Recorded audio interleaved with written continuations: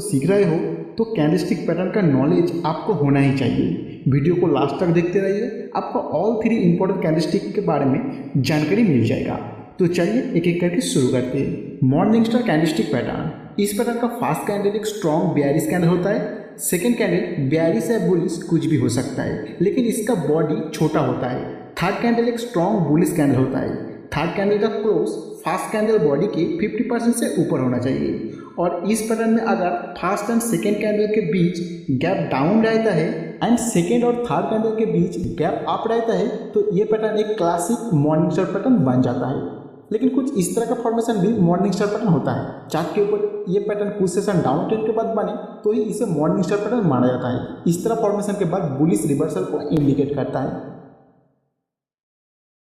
अभी मैं आपको और 2 पैटर्न का फॉर्मेशन दिखाऊंगा जो मॉर्निंग स्टार पैटर्न का सिमिलर है। इसमें इंटरप्रिटेशन भी सेम है, सिर्फ फॉर्मेशन में थोड़ा सा डिफरेंस है। फर्स्ट मॉर्निंग डोजी स्टार, इस पैटर्न में सेकेंड कैंडल एक डोजी कैंडल होता है और ये किसी भी टाइप का डोजी हो सकता है, जैसे standard doji, high wave doji, dragonfly doji, gravestone doji.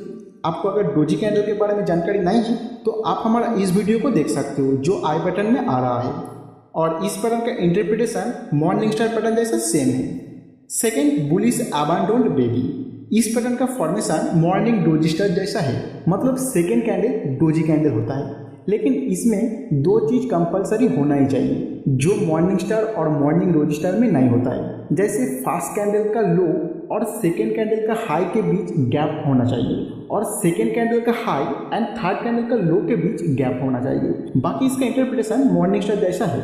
यहाँ पे एक जैसा इंटरप्रिटेशन वाला कैंडलस्टिक के बारे में मैं आपको बता रहा हूँ और मेरा बताने का मकसद यही है कि जब मैं चार्ट एनालिसिस के टाइम ये सब पैटर्न के नाम लूँगा आप कंफ्यूज ना हो जाए और आप सोचने ना लग जाए ये कौन सा पैटर्न कहाँ से आ गया। ये सब जानकारी आपको रहेगा तो आप तुरंत रिलेट करके इंटरप्रिटेशन समझ जाएंगे। इवनिंग स्टार कैंडलस्टिक पैटर्न, इस पैटर्न का फर्स्ट कैंडल एक स्ट्रॉन्ग बुलिश कैंडल होता है। सेकेंड कैंडल बुलिश या बेयरिश कुछ भी हो सकता है, लेकिन इसका बॉडी छोटा होता है।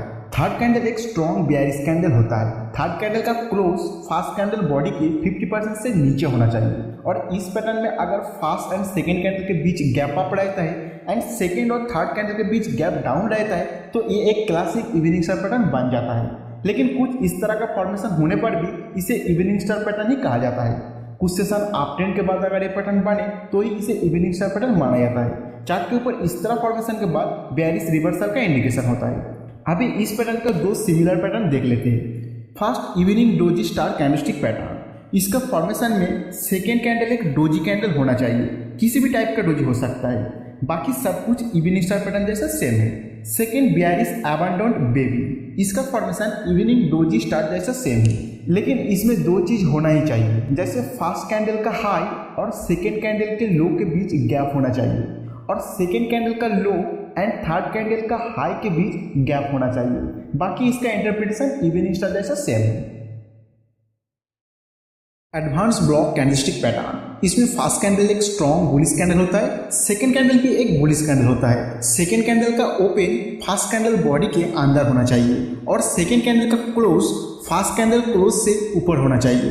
थर्ड कैंडल भी एक बुलिश कैंडल होता है। थर्ड कैंडल का ओपन सेकेंड कैंडल बॉडी के अंदर होना चाहिए और क्लोज सेकेंड कैंडल क्लोज से ऊपर होना चाहिए। इस पैटर्न में सेकेंड कैंडल का real body first candle real body से छोटा होना चाहिए एंड थर्ड कैंडल का real body second candle real body से छोटा होना चाहिए और सेकेंड एंड थर्ड कैंडल का अपर और लोअर शैडो फर्स्ट कैंडल अपर और लोअर शैडो से बड़ा होना चाहिए। चार्ट के ऊपर इस पैटर्न फॉर्मेशन के बाद अगर नेक्स्ट कैंडल इसका थर्ड कैंडल लो के नीचे क्लोज हो जाता है तो बेयरिश रिवर्सल का इंडिकेशन होता है।